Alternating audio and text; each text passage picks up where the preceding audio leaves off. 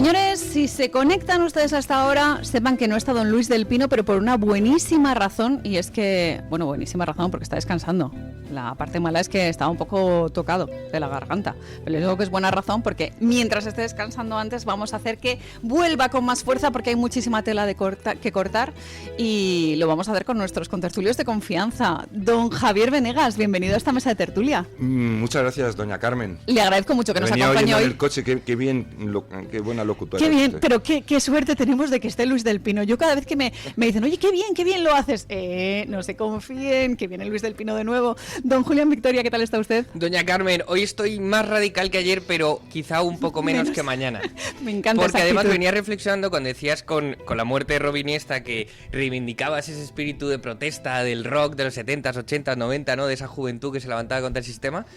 Venía reflexionando y digo, joder, hemos llegado al punto en el que los jóvenes que queremos casarnos, tener hijos, ir el domingo a misa y cuidar de nuestros mayores, somos esa rebelión, ¿no? Somos ese espíritu protesta. Me encanta ese punto de rebelión cívica. Hoy les dábamos esa triste noticia, la del fallecimiento de Robin Iniesta, junto con el de Jorge Martínez, el líder de Ilegales. Les decíamos que estábamos un poquito tristes los grandes amantes del rock en nuestro país, puesto que habíamos perdido a dos grandes figuras históricas, dos grandes filósofos, dos grandes apuestas de esa rebelión cívica. Y tengo que recomendarle, don Julián, no sé si ha leído un libro que se llama algo así como Ser conservador es el nuevo punk, es de Rodrigo Gómez Lorente, un amigo de esta casa, y realmente es que es verdad, ser conservador es lo más radical hoy en día, es realmente ser... Pues, querer vivir acorde a tus principios, a tu religión, a tu fe y a lo que tus padres te enseñaron es la minoría y estamos absolutamente perseguidos. Pero lo bueno es que digamos que ese grupúsculo resiste y se ha levantado y estamos en pie de guerra para defender lo de antes, ¿no? Como decía Stefan Zweig, libro que les recomiendo si no se han leído, El mundo de ayer.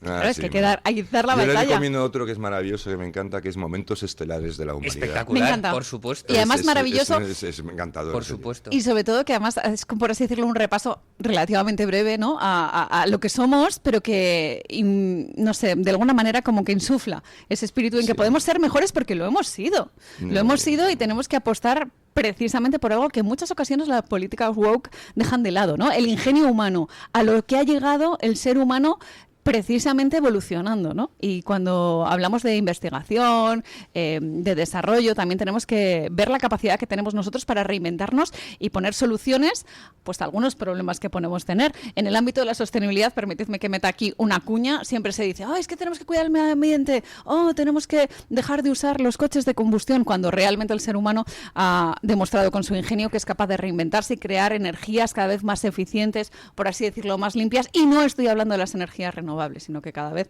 pues tenemos que apostar más porque nosotros nos reinventaremos y crearemos soluciones en vez de cercenar nuestras libertades, de hecho, ¿no? Es decir, y las mismas tecnologías evolucionan totalmente, a una velocidad de vértigo.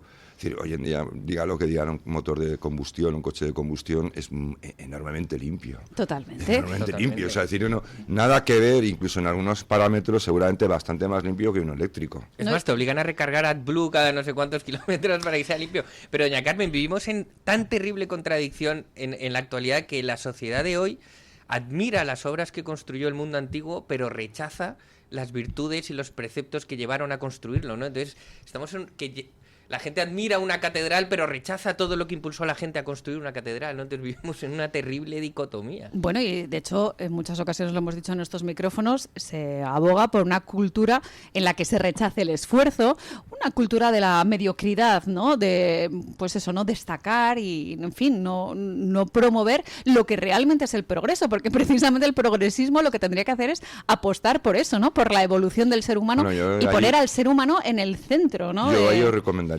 meto la cuña yo. Sí, por supuesto. A mí un libro me parece monumental y que es Historia de la idea de progreso, de Robert Nisbet, que es espectacular, que va desde los griegos hasta el presente y sobre todo, claro, este hombre muere creo que antes del siglo XXI, pero... No vio el colapso de Occidente. No, pero él lo escribe. Escribe las tendencias que ya hay sobre la negación del progreso. Es decir, considera el progreso como algo malvado, algo malo, y entonces, claro, él habla de poner un punto de inflexión a partir de la segunda mitad del siglo XX, el progreso se daba como un valor por hecho, es un valor que el hombre tiene que progresar porque su lucha es la supervivencia, ¿no? Todo va a cooperar en contra del hombre. La naturaleza no es nuestra amiga, es nuestra enemiga muchas veces, ¿no? Y entonces dice, y sin embargo se produce un punto de inflexión. Ese sentido optimista de ese valor del progreso se da la vuelta y entonces empiezan a aparecer, como dice, una serie de profetas del apocalipsis, ¿no? Entonces dice que eso, al principio eran 4, pero él dice ya a finales del siglo XX casi, ¿no? A los 70, a partir de los 70, dice, son mayoría.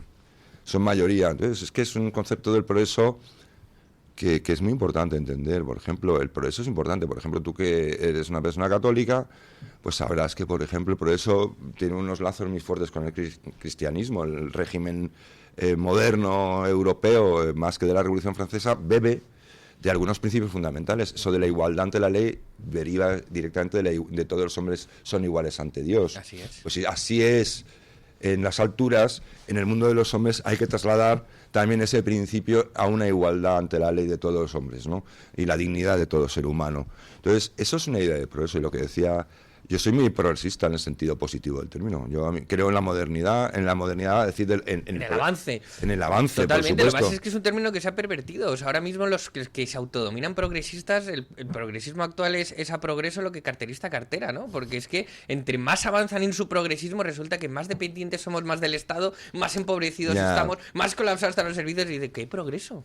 Bueno, pero esto es parte de la hipocresía en general del socialismo, del progresismo, ¿no? De cómo van mancillando cada una de las instituciones, también de las palabras, ¿no? Cuando hablamos, pues en este caso, de progresismo, pero podríamos extrapolarlo a diferentes términos, ¿no? De cómo van, como les digo, mancillando según qué cuestiones. Bueno, hoy hemos empezado con un tono filosófico, casi cultural, hablando de buenos ensayos, de buenos libros en los que ustedes pueden buscar un poco más de información para que, como nosotros decimos muchas veces aquí en Radio Libertad, que ustedes piensen por sí mismos, ¿no? Que ni siquiera nosotros opinemos por ustedes, sino que ustedes se planteen una serie de cuestiones que al final es lo que intentamos fomentar humildemente desde esta casa. Y hoy tenemos mucha tela que cortar porque hemos conocido la sentencia histórica del fiscal general, ya se había avanzado que esa condena, pero hemos leído esa durísima crítica a lo que hace la Fiscalía de Pedro Sánchez, su fiscal general del Estado en particular, ¿no? Porque esto lo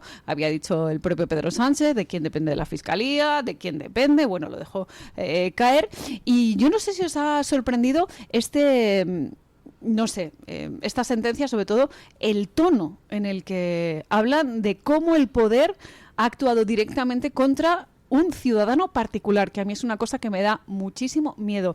Más allá de la operación política que podamos entender, cómo realmente hay un abuso de poder para filtrar una serie de datos, para perjudicar, como les digo, a un ciudadano particular como podría ser usted o podría ser yo.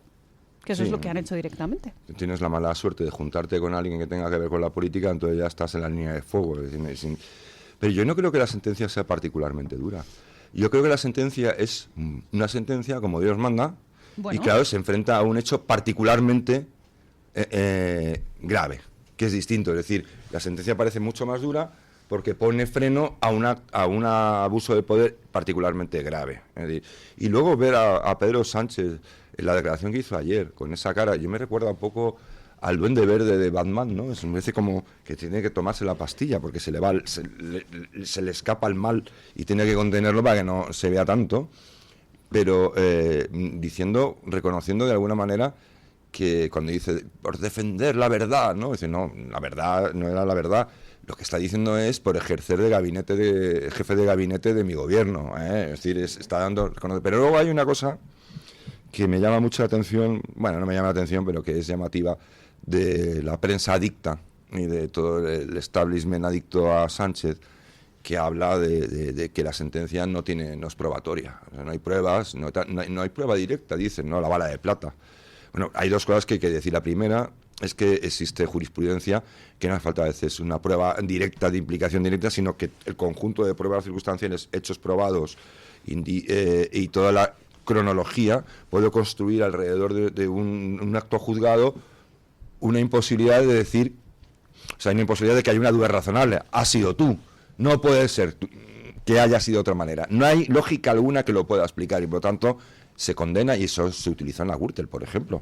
En la Gürtel se utiliza eso. Pero es que además en este caso tampoco es verdad, porque la propia nota de prensa de la Fiscalía es una prueba directa de una filtración.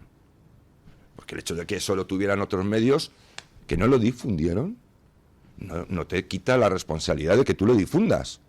Entonces, ¿cómo que no hay una prueba directa? Una prueba tan directa como que se hace la nota de prensa y sale a circular la nota de prensa. Oiga, mire, más prueba directa que esa. Y sobre todo hay una cosa que a mí me llamó muchísimo la atención. Ayer Óscar López, el que se cree rival de Isabel Díaz Ayuso, como por así decirlo, la oposición oficial a Isabel Díaz Ayuso, llamen ustedes. Que mola risa, claro. Pues claro.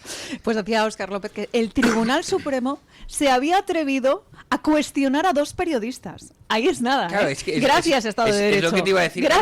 Gracias. Que el tono duro me ha parecido el de la crítica del gobierno a los jueces. Claro, los jueces están en su sitio. Ya pero decía qué Alfonso vergüenza. Guerra, hay que enterrar el cadáver de Montesquieu, ¿no? Pero, claro, tenemos a Óscar López, el que, aparte de ser el candidato del Partido Socialista por la Comunidad de Madrid, es ministro. Bueno, es que es Óscar todo. Óscar todo. Es Óscar todo. Entonces, un que en esa ministro cabeza le cabe que todo. antes de leerse la sentencia, porque cuando le ponen el directo la sentencia ya llevaba 1 minuto en el aire, con lo cual era imposible que se lo hubiera leído, ya estaba criticando y diciendo que era una salvajada y que cómo podían tal. Y luego sale Pedro Sánchez por la tarde, efectivamente, con esa cara de loco, a decir que... No, es de que, malvado, es malvado, que era una cara de es que malvado. los jueces, porque Ayuso, porque no sé qué, y dices... que vamos a ver, que sois el gobierno, que el gobierno tiene que velar, tiene que ser el garante de la independencia judicial y acatar las decisiones judiciales, porque tú esperas eso de los ciudadanos. Incluso tienes el poder coercitivo contra los ciudadanos de que cuando incumplen una sentencia judicial los meten en la cárcel. Pero cuando es contra ti, entonces te arrogas el derecho de criticar a los jueces. Me parece el secuestro de la democracia. Y sobre todo que el tema de los periodistas era de hecho, se supone que van a ser como una especie de testigos de descargo y se convierten en testigos de cargo. Es que hay uno no me acuerdo el nombre, pero uno de la cadena SER, que le preguntan en la declaración, le preguntan si, como sale que él tiene muy buena relación con el fiscal general de Estado, que se mantiene conversaciones constantemente con él, se deben mandar mensajes, es decir, muy cercano a él. Y él dice, no, pero declara, pero desde que le nombraron fiscal general, dejó de atender el móvil y ya no tuvimos más relación y no contacté... En lo personal era un completo desconocido. Y no contacté nunca con él. Pero, claro, eso es lo que dice el periodista que hay que creerle como prueba de descargo. ¿Qué ocurre? Que el informe de la UCO aparece y dice, no, ¿cómo que usted no tiene ninguna relación? El día 13, usted contactó, hizo una llamada al fiscal general de Estado. Ustedes mantuvieron una conversación. Claro, el propio tribunal lo que dice no solo es que no sea de descargo, es que ahora mismo ya esta declaración es una prueba de cargo. Porque existe un contacto entre el periodista, todo indica que sobre el asunto de Marras, con la Fiscalía General. Entonces, claro, es decir, hasta ahí mienten. Mienten como bellacos. Es decir, ¿cómo que no se ha tenido en cuenta el testimonio de los periodistas? Bueno, primero, para empezar, un testimonio ni de periodista, lo que sean periodistas, igual que cualquier otro ciudadano. Como cualquier testigo en un tribunal puede resultar creíble o inverosímil, o no creíble. Y eso es una facultad del propio tribunal, porque lo valora si lo que dice entra en concordancia con la lógica de los acontecimientos o es una declaración de parte que forma, perdón por la redundancia, parte de la estrategia de defensa. Entonces, esto salta a la luz que encima ocurre que el que le daba más importancia resulta que miente y que la UCO le pilla.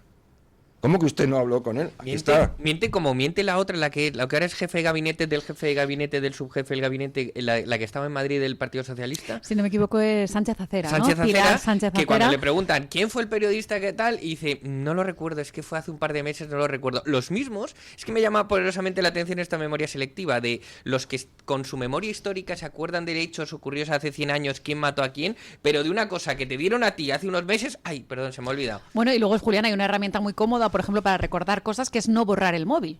Echas para atrás en el Hombre, chat y entonces, no desaparecer el móvil, por ejemplo. o no eliminarlo, que yo no sé qué hizo con él, pero vamos, el fiscal general del Estado... Es incriminatorio también. Claro, Claro. Esa es otra de las durísimas cuestiones que pone encima de la mesa esta sentencia contra Álvaro Porque García Ortiz.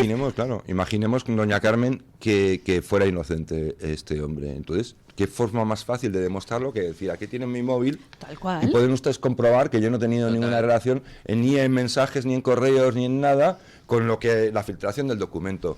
Es decir, ningún inocente borra pruebas que le pueden exculpar. Es que Solo los culpables borran las pruebas que le pueden inculpar. Y este es el caso. Además, la cronología otra vez. ¿Cuándo lo borra? Al día siguiente de saber que es imputado. Casualidad, como suelen decir las películas. Casualidad también. Casualidad, no lo creo.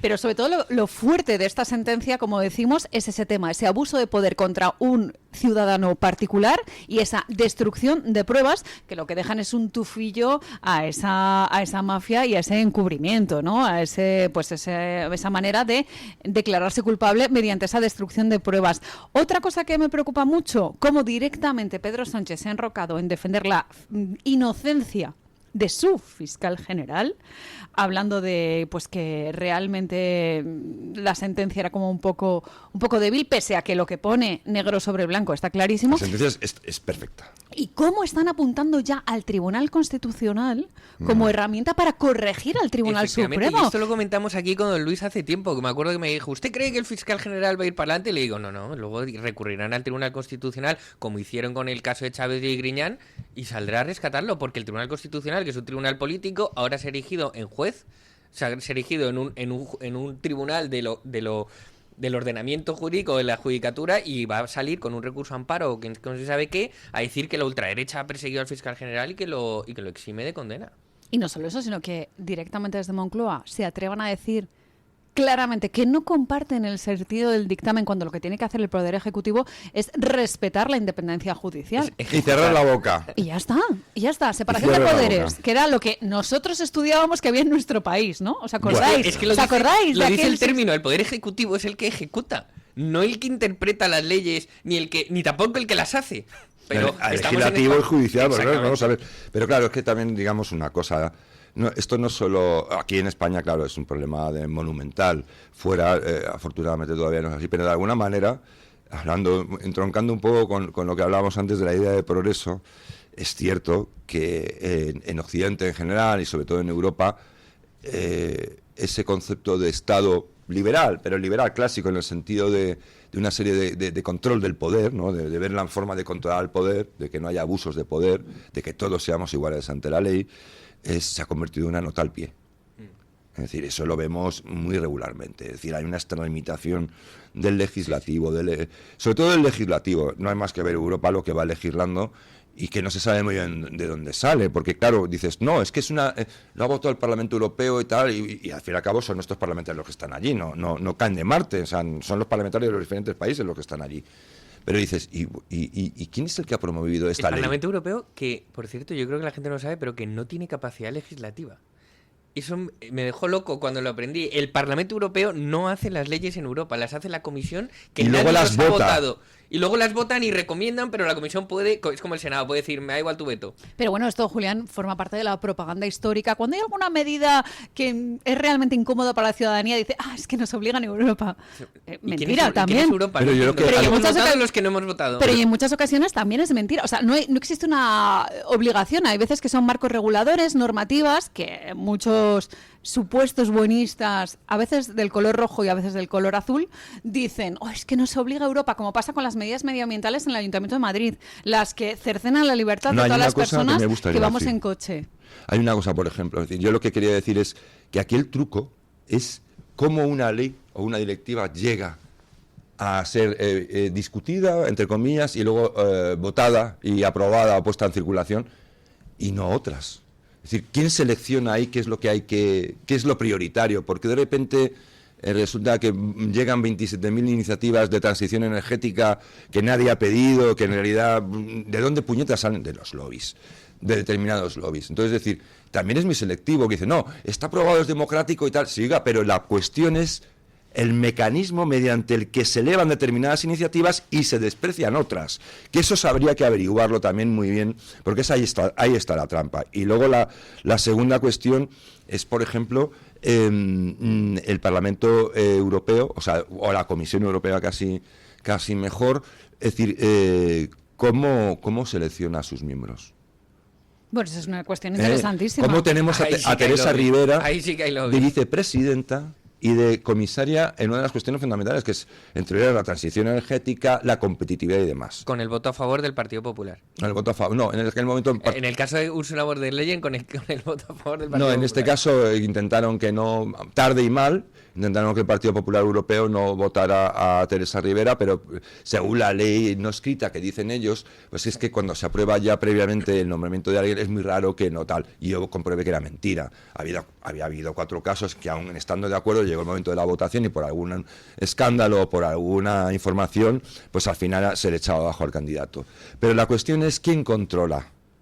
¿Quién es el que dice lo que hay que votar? ¿Quién maneja los temas que son tan prioritarios y otros que están abandonados y dejados de la mano de Dios, ¿no?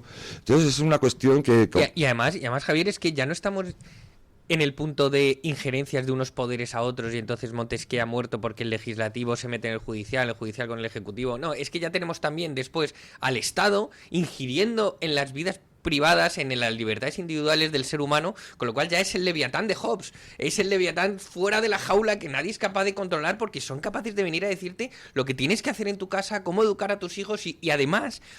Esto me gusta recordarlo, como en la Asamblea de Madrid, un diputado de Más Madrid que dijo que es que a los hijos había que arrancarlos de sus familias, que había que liberarlos de los delirios ideológicos de sus familias y había que arrancarlos para que el Estado los educara. Pero yo le voy a decir de dónde viene esto. Si los dejas, vienen a por ti y vienen a por tus hijos. No, pero es que eso viene. Es decir, es que, claro, yo lo he intentado explicar en un artículo en Disidente este fin de semana a propósito de un debate que tenemos sobre si el liberalismo es pecado o no es pecado. Yo creo que no es pecado, igual que lo cree el padre Robert Sirico, que es franciscano y no creo que tenga ningún interés en el capitalismo y tal, porque ha hecho voto de pobreza. O sea, persona menos interesada en las cuestiones económicas no puede haber.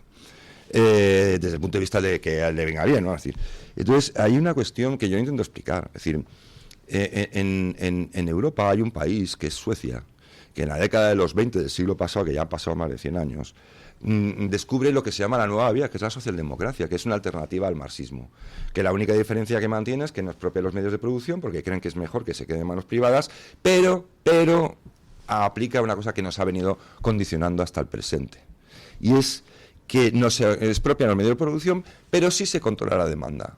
Es decir, se educa a los ciudadanos para que sean ciudadanos correctos, para que consuman, para que vivan y para que hagan aquello que el Estado considera moralmente aceptable y elimina lo que considera moralmente. Ahí voy a lo que a usted le interesa. Hay un concepto que surge en ese momento y poco después que se llama el concepto de familia democrática. Es un concepto que nace de allí. Susan Sontag, que es una periodista que viaja a Estocolmo, ella ve lo que está ocurriendo en Suecia en la década de los 60 y encima el convencimiento de los suecos, que están convencidos, y ella lo dice en su carta desde Suecia, dice Suecia, más que un país, es una hipótesis de futuro.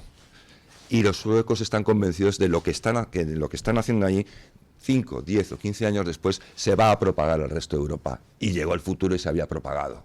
Es decir, hay un concepto dentro de este movimiento que es de ingeniería social masiva, en el que consideran que género, religión, familia son opresiones estructurales que hay que desmontar para que el individuo sea libre. Por eso hay esa confusión entre el pecado del liberalismo y esto otro que es posliberalismo, que es distinto. Entonces, hay un momento en el que sale un concepto que a usted le va a encantar, que es educar en el amor del Estado. Y ahí es donde sale ese movimiento que se impone y se traslada a la pedagogía, a la acción del Estado, de los Estados europeos, que no es bueno que los hijos pasen demasiado tiempo con los padres, que es bueno que estén bajo la tutela del Estado. Qué drama. Pues es que qué drama. Y a propósito, ya que estamos en el tema libros, es que has mencionado la palabra postliberalismo, les tengo que recomendar un libro que se llama La sociedad postliberal y sus amigos, que detalla el colapso de Occidente precisamente por lo que está narrando Javier. No, y además a mí hay una cosa es muy desconocido esa fase que ha sido crucial. Así es. Crucial porque se ha propagado como la pólvora. ¿Por qué? Porque además tenía un factor que lo hacía muy interesante para propagarse, que es lo que hace que el virus sea potentísimo, que cuando el Estado no solo se arroga la capacidad de redistribuir la riqueza, sino de controlar la moral, controlar incluso el estado de ánimo de los ciudadanos, porque considera que de forma agregada ese estado de ánimo puede ser peligroso, eso le da una legitimidad al poder brutal. Digamos, sustituye a Dios, por así decir. Es una nueva, el Estado es como la Iglesia. Entonces, eso, claro, a los gobernantes eso les encantó, porque dijo, mira, vaya pedazo de poder que nos estamos ganando aquí con esto, ¿no? Claro, nos vamos a poner las botas, ¿no? Y luego, sobre todo, que se pone encima de la mesa esto que hacen muy bien los socialistas, los comunistas, lo que se llama la ingeniería social, ¿no? Eso de ordenar lo que naturalmente se ha ordenado siempre, cómo de hecho deciden meter mano para adecuar la sociedad a los intereses personales de unos pocos, ¿no? Para construir lo que ellos llaman una sociedad nueva, que me parece algo realmente dramático, y sobre todo también es dramático que se les permita hacerlo, ¿no? Ese pueblo que de repente no protesta, ese pueblo que no se revela, como decíamos antes, Julián, y que decide callar ante todas estas injusticias. A veces hay momentos en los que el pueblo, entre comillas, no podemos hacer nada, pero cuando estamos en circunstancia de protestar contra esto, que realmente, como les digo, es una injerencia en todos los ámbitos de la vida privada, hasta los más íntimos, ¿no? Su vida personal, la gestión familiar, la gestión de los hijos, pues por eso decimos que es tan necesario que ustedes tengan conciencia de todo lo que están intentando hacer dentro de esta herramienta de ingeniería social,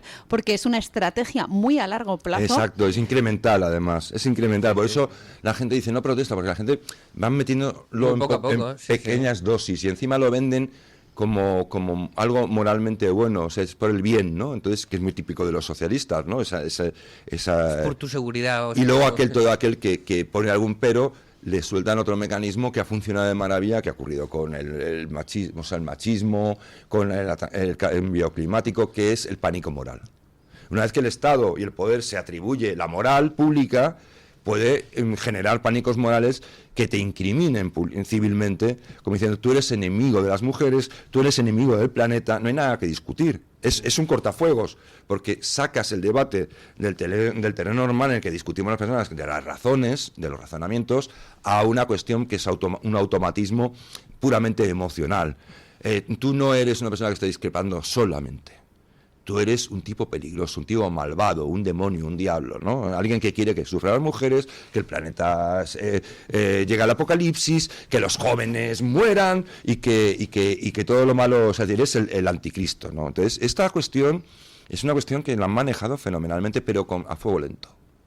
A fuego lento. Y por eso ahora mismo estamos en un cambio de ciclo, que yo creo que ojalá sea bien liderado, porque es necesario ese cambio de ciclo y volver un poco es decir, al bien entendido como algo que no debe ser impuesto, sino que precisamente... Que surge naturalmente entre las personas. Y sobre todo que desde el punto de vista cristiano, donde tiene mérito la virtud, es cuando es voluntaria, es decir, cuando es tu conciencia la que obra esa virtud, no te viene impuesta. ¿Dónde está la virtud cuando te obligan a hacer el bien?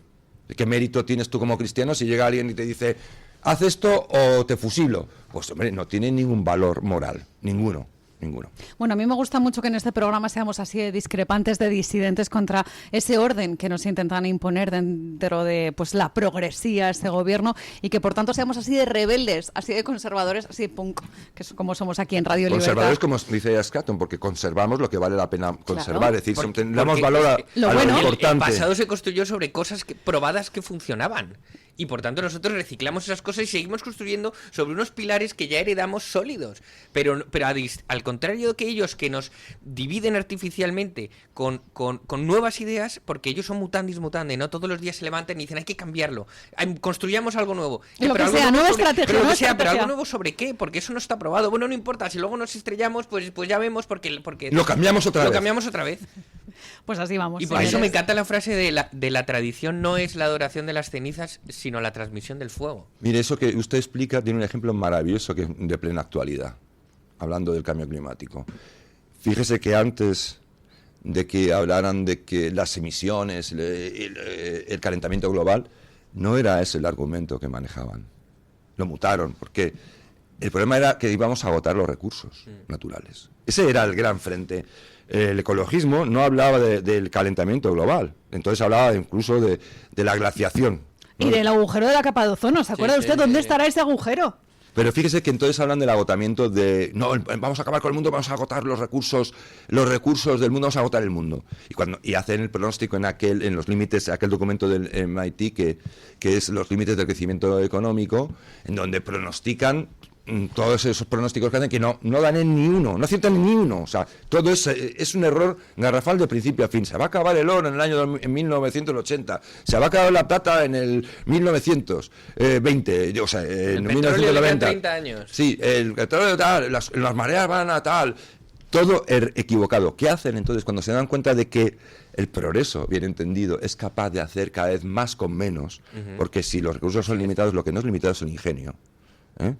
Entonces dicen, por aquí vamos mal. Entonces dicen, no. Calentamiento global. Es decir, no es que se vayan a acabar los recursos, sino que al utilizarlos vamos a acabar con el mundo calentando el planeta. Y cuando no se calentó, entonces dijeron cambio climático. Ya Claro. lo tengo. Bueno, lo que pase es cambio climático. Pero es que esto, claro, o sea, acuérdense ustedes del mito maltusiano que nos íbamos a quedar sin alimentos, que nos íbamos a morir todo de hambre, porque al final lo que hacía es crecer la población y los alimentos cada vez eran menos. En fin, pues estas teorías así erróneas, que lo utiliza mucho la progresía, ¿no?, para cercenar estas libertades. Pero ya ven ustedes que nosotros hoy nos hemos despertado rockeros en homenaje a Robe Iniesta, siendo un poco punk, siendo un poco rebeldes. No, somos es decir, los conservadores somos gente de orden.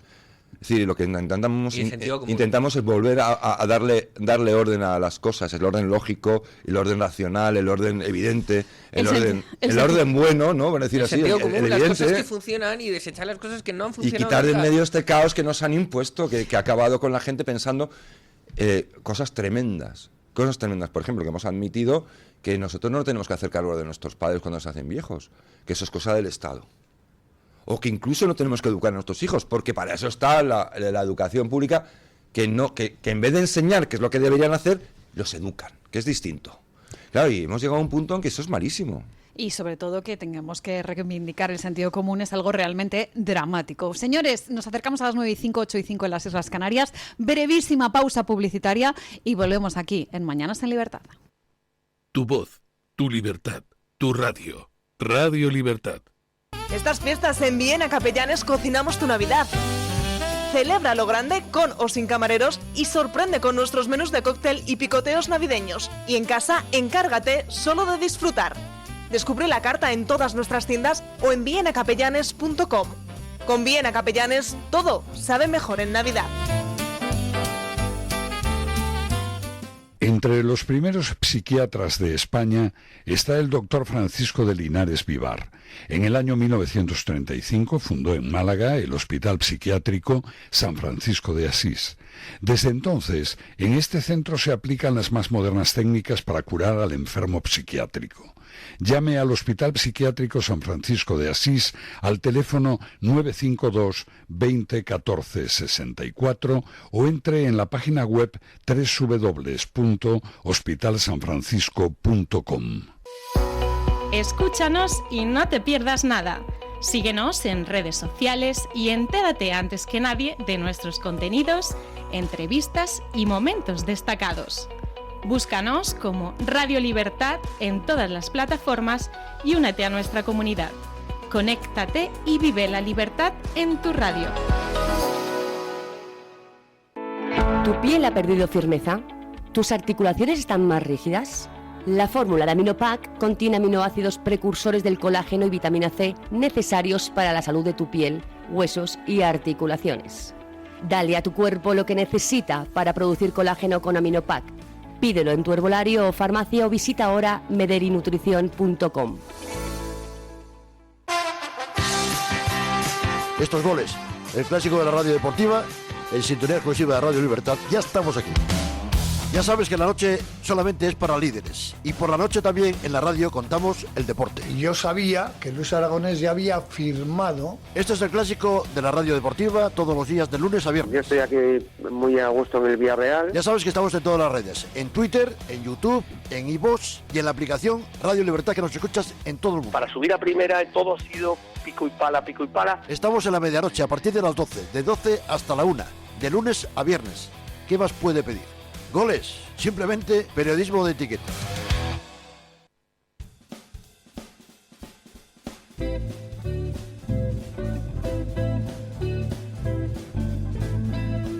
Mañanas en Libertad, con Carmen Carbonell.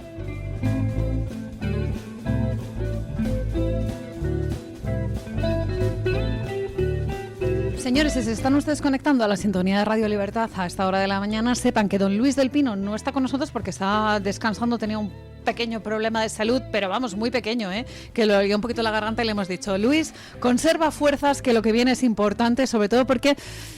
No sé, yo soy una persona esperanzada y veo ciertos movimientos que me hacen pensar, pues hay elecciones a la vuelta de la esquina. Ojo, no me refiero solo a las extremeñas, que ya tienen una fecha concreta, que es la del 21 de diciembre, sino que Aragón parece, como se suele decir, suena Aragón como nuevos comicios, y quién sabe si de repente elecciones generales. ¿Por qué? Pues porque empiezan a tejerse ciertas cortinas de humo, como por ejemplo en el asunto relacionado con la vivienda, con una serie de herramientas de propaganda que hacen que pensemos en que están haciendo una serie de medidas para acallar todos los rumores que están en torno a Pedro Sánchez y al Partido Socialista, y sobre todo con esa red de corrupción que parece que se va extendiendo en diferentes comunidades autónomas, como es el caso de Navarra y de Aragón. De eso vamos a hablar muy próximamente, pero don Javier Venegas ponía encima de la mesa, justo en esta pequeña pausa publicitaria, un asunto relacionado con la Unión Europea que viene a ser una injerencia nuevamente en las libertades y que es bastante interesante, ¿no, Javier? Sí, bueno, la Unión Europea, como no permite que se innove, o sea, pone muchas trabas para que Europa pueda innovar, pueda estar en las llamadas nuevas tecnologías, que ya de nuevas tampoco tienen mucho, porque llevan bastante tiempo funcionando, pues ha decidido que va a abrir un expediente de investigación o sancionador, o lo que irá cambiando, ¿no? Primero será de un expediente, después se inventará alguna sanción contra Google por su chat GTP, porque como es una IA, se entrena pues con contenidos online. Que digo yo, que existe ahí algo que está de mal ahí. Es decir, si son contenidos online, son contenidos que están abiertos. Es decir, no va a replicar, no va a plagiar, no, simplemente se entrena. Es como si cualquier persona o cualquier investigador, cualquier trabajador profesional accede a contenidos online para construir sus propios argumentos, sus propios libros, sus propios artículos o sus propias investigaciones.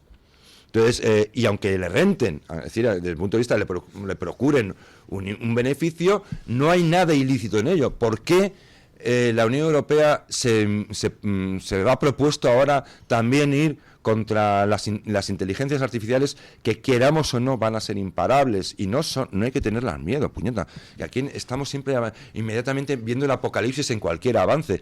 Que la IA es una herramienta, un salto cualitativo, como fue la ofimática, o el tratamiento de texto, o el ordenador personal en casa. Sí, cada vez a más sofisticación, a mayores prestaciones, pero no va a resolverte la vida la IA.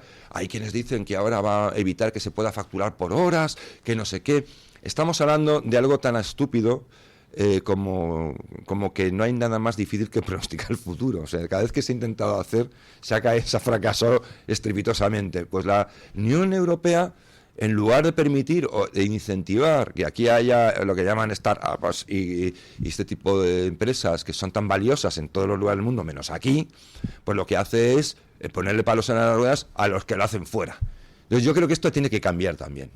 Esto tiene que cambiar. Es decir, la Unión Europea, aparte de que hay que mirar con lupa lo que hace con Marruecos y con los tomates y cómo subvenciona la agricultura marroquí, que lógicamente me parece un agravio comparativo gravísimo, ¿no? Si nos obligan a los agricultores de aquí a cumplir una extensísima, ¿cómo se llama esto?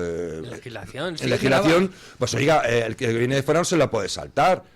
Es verdad que ellos igual tienen menos medios, pero bueno, usted tendrá que buscar la manera, si no es una competencia desleal, incentivada por las propias instituciones europeas. Pero del mismo modo, esto es igualmente importante, porque nos atrasa a todos los europeos. Europa no puede seguir perdiendo comba. Pero es que esto nos ponemos palos en las ruedas, vamos, históricamente desde que se gestiona ¿Quién paga eso? Perdón, ya termino. Los jóvenes, que son los que más oportunidad necesitan. Y lo que necesitan es una economía pujante, una Europa pujante que lidere, que esté ahí al frente, que sea líder en creación de empresas, en creación de tecnologías, y esos son los jóvenes a los que estamos machacando, porque a nosotros, fíjate tú ya, pero a ellos estamos haciendo que se tengan que ir a otros lugares. Así es que ¿hace cuánto la Unión Europea no inventa nada?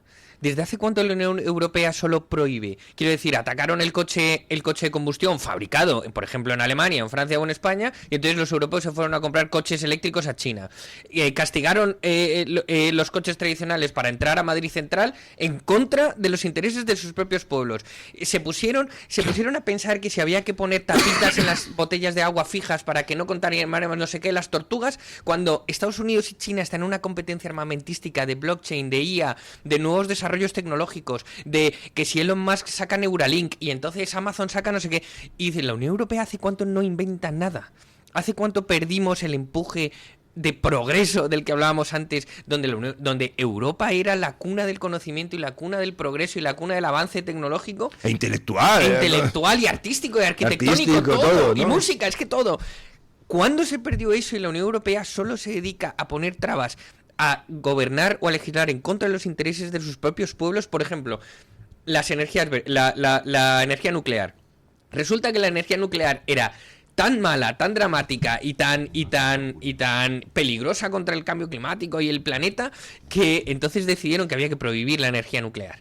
Cuando empieza la guerra de Rusia y China, entonces resulta que toda Europa depende del gas ruso, entonces dicen, no, las energías nucleares vuelven a ser verdes. ¿Cómo que vuelven a ser verdes? ¿Me has hecho volar 7 centrales nucleares? ¿En qué momento ahora sí son verdes? Después de que me has hecho volarlas. Y entonces llega Alemania y dice, nosotros vamos a abrir de nuevo las centrales de carbón porque es que somos dependientes del gas ruso. Entonces dices, la Unión Europea solo es un por saco.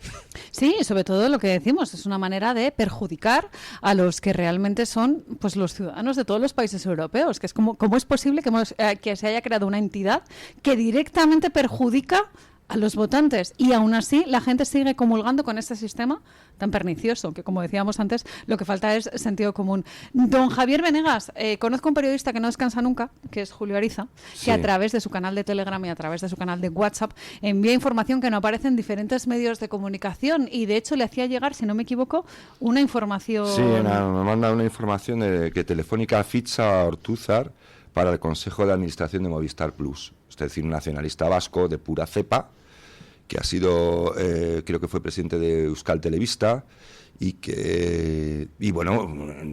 Pero Andoni Ortúzar, presidente del PNV... Que ustedes dirán, ¿pero de quién estamos hablando? No puede ser, no puede ser. Es no Andoni. puede ser.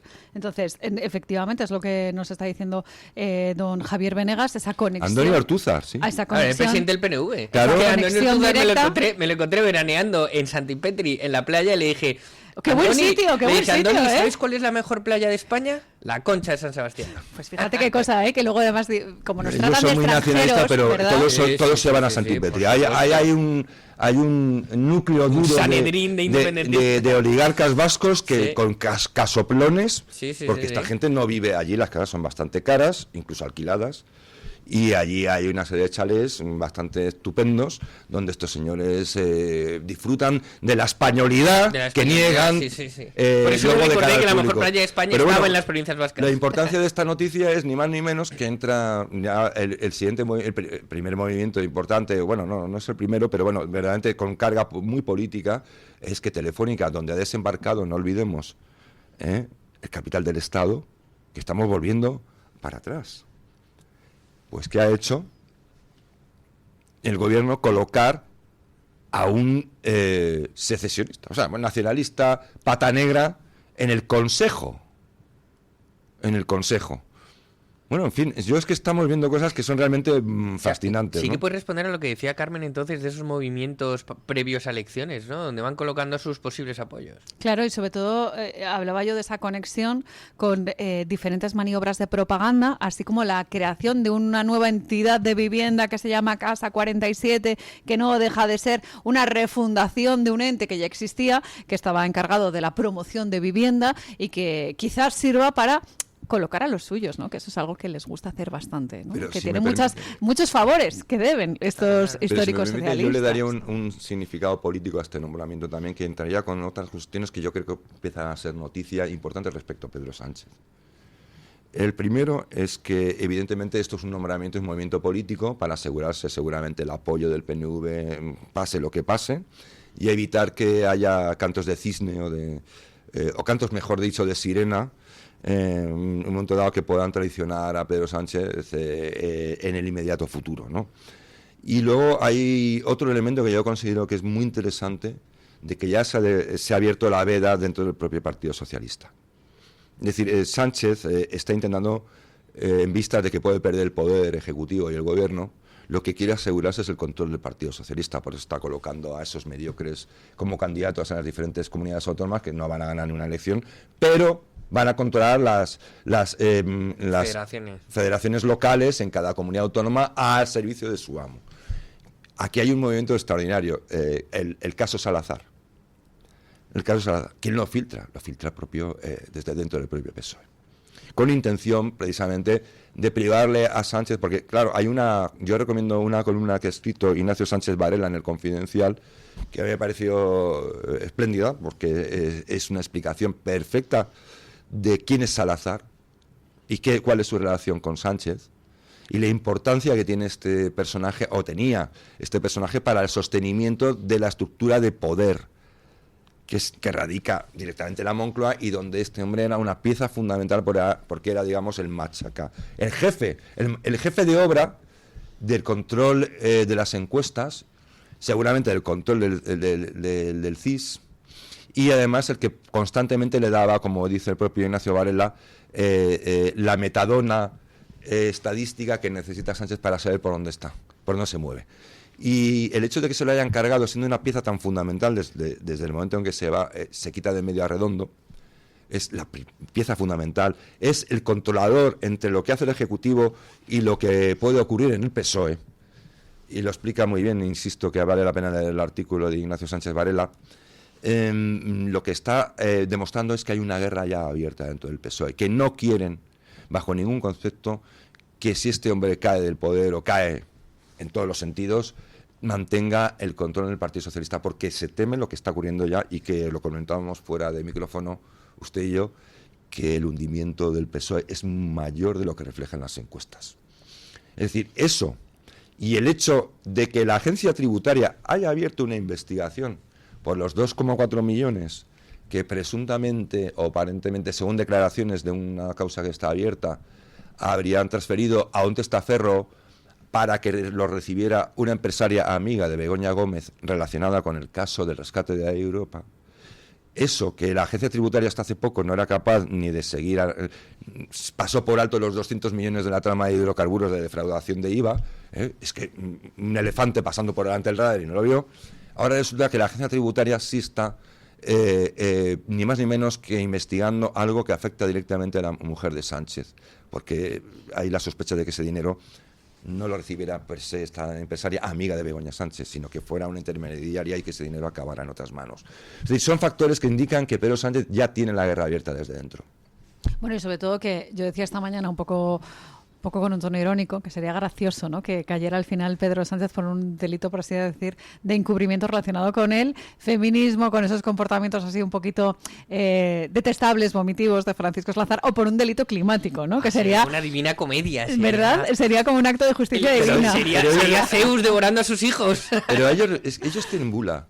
Es decir, ni siquiera tienen repercusión. Hombre, luego a nivel de los votantes, por ejemplo, los escándalos de acoso sexual, que son gravísimos, pues me imagino que las mujeres votantes del Partido Socialista, pues eso no les va a hacer ninguna gracia. Claro, pero es que a mí me gustaría poner el foco en eso, precisamente en esa hipocresía de los que se dicen que son feministas porque son socialistas, cuando, y esto lo hemos escuchado, lo dijo Ábalos, que vaya rostro ese histórico socialista que se declaraba feminista, y además dentro de una campaña, tremenda de este ministro, que ya saben ustedes que está relacionado con la trama de corrupción en la que se dedicaban a gastarse el dinero público en prostitutas, que es una cuestión, bastante cuestionable, porque cada uno que se gaste el dinero en lo que quiera, pero cuando es dinero público, recordemos que en pandemia se cogió una casa al lado de un prostíbulo para no perder ni un minuto. Pues todo esto es sumamente sórdido. Hizo un túnel como los palestinos, ¿no? Un túnel por ahí y va comunicado directamente. Es que nos tenemos que reír porque es todo tan sórdido, pero tan un poco de comedia chusca, ¿no? Un poco de... Sí, lo que pasa es que es gravísimo. Pero muy grave. Pero hay una cosa buena, y es que muchas veces en estos micrófonos don Luis del Pino señala que quizás este sanchismo, que ha pasado a ser el socialismo, como que el sanchismo ha fagocitado el Partido Socialista, puede que arrastre una cosa buena, que es acabar con el Partido Socialista, que desde su fundación, que precisamente ayer conmemoraba Pedro Sánchez en la sede de UGT, que ya saben ustedes que fundó Pablo Iglesias, el que yo decía antes que ya como no hay uno bueno y uno malo, sino que, por así decirlo, el primero, el primigenio, Pablo Iglesias el primigenio, pues fundó estas dos entidades del mal en nuestro país. ¿Creéis que va a acabar Pedro Sánchez con todo este escándalo de corrupción con el Partido Socialista y nos vamos a liberar de ese socialismo histórico en nuestro país? No, porque yo creo que si no es el Partido Socialista se reformulará. Hay una cosa que tenemos que aceptar, o sea, decir, también es verdad, por eso aquello de que tenemos que hacer un país o que sea así. Es decir, somos una sociedad plural y siempre va a haber gente que se inclina hacia políticas de izquierda. Eso no lo vamos a erradicar, por más que nos pongamos. Lo que tenemos que intentar es construir una mayoría, no sumar y tener una mayoría social que abogue por políticas distintas. Pero yo no sé si va a desaparecer. Yo lo que creo es que de verdad se va a pegar un batacazo extraordinario. Y eso que este es un país clientelar, muchísimo más clientelar que otros europeos, donde ya, claro, lógicamente los partidos socialistas han caído a plomo, ¿no? Pero bueno, además este Partido Socialista no es el Partido Socialista, esto es un invento después de en la transición. No existe un vínculo real, por más que ellos quieran celebrar a sus fundadores. Yo ahí sí que estoy con doña Carmen, que me ha encantado que no haya usted disociado el sanchismo del Partido Socialista, porque el Partido Socialista es en sí mismo una estructura criminal, mafiosa y perversa al servicio del mal. No ha habido un PSOE bueno, y debemos dejar de fingir que lo ha habido. Ni Felipe González era bueno, recordemos que fue el primero que le metió una puñalada a la Constitución cuando modificó las leyes para que los partidos políticos controlaran el Consejo General del Poder Judicial. Recordemos a Alfonso Guerra, que decía que cuando terminaran con lo que iba a hacer, con lo que querían hacer para España, no la iba a reconocer ni la madre que la parió. Y si te vas antes, es un partido que tiene en su haber un golpe de Estado y el asesinato del líder de la oposición, con lo cual en sí mismo toda la vida ha sido el eje del mal. Entonces, me encanta, doña Carmen, que no hayas dicho, no, es que esto es sanchismo, pero no socialismo. No. Todo el Partido Socialista es una estructura criminal corrupta que tiene que desaparecer. Y yo ahí sí que difiero un poco en la opinión de Javier, en el sentido de que yo creo que sí que vamos a un nuevo cambio de ciclo. Creo que los dos partidos tradicionales están... No, si yo no digo que no vayamos a que los partidos puedan caer y convertirse en marginales y subir otros, no. Lo que yo digo es que la gente que apuesta más por políticas de izquierdas no va a desaparecer. Es que tampoco, Javier, es que yo creo que eso ya, por ejemplo, en mi generación ya no se entiende. La gente no sabe qué es izquierda y derecha, qué es socialdemocracia, qué es democristiano, qué es comunismo, ya se irán enterando. No, yo creo que la gente ya no se la puede encasillar en esos eslóganes. Ya todo eso va a ir mutando hacia yo voy a votar un partido que diga lo que yo pienso. Y me da igual, y un partido en el que no se define ni izquierda ni derecha, sino, por ejemplo, sentido común. Yo creo que en mi generación nadie se cataloga como izquierda, derecha, democristiano. No, yo es que soy más de socialdemócrata. Eso no existe. No, tú lo que quieres es una familia, una vivienda, un proyecto de vida. Que el Estado deje de dar por saco y que se salga de tu bolsillo. Eso ya es de derechas. Bueno, depende, porque si también abogas porque nadie se quede atrás, pero también en la cultura del esfuerzo y del mérito, y no en las subvenciones, pero también abogas en una economía de mercado y de sistema de precios, pero también te parece bien que los países se defiendan su propia industria a través de aranceles, ¿dónde encasillas? Pero también, por ejemplo, eres absolutamente patriota y católico, ¿dónde metes? Hombre, pues está usted describiéndome ¿dónde metes a una persona a la democracia cristiana que ha existido durante los últimos 70 años? No, porque la democracia cristiana también fue un experimento lo que pasa es que la democracia donde... cristiana se degrada y se tecnocratiza y se convierte en una falsa derecha conservadora, porque en el fondo lo que hace es mantener el sistema tal como lo van dejando. Es decir, lo único que hacen es, como consideran que el poder que se va arrogando el Estado, cuando llegan ellos a gobernar, les viene muy bien, pues no lo discuten. A veces, hasta no hace mucho, discutían si acaso el léxico. Ahora ni eso, ¿no? Cogen directamente las mismas expresiones y las incorporan.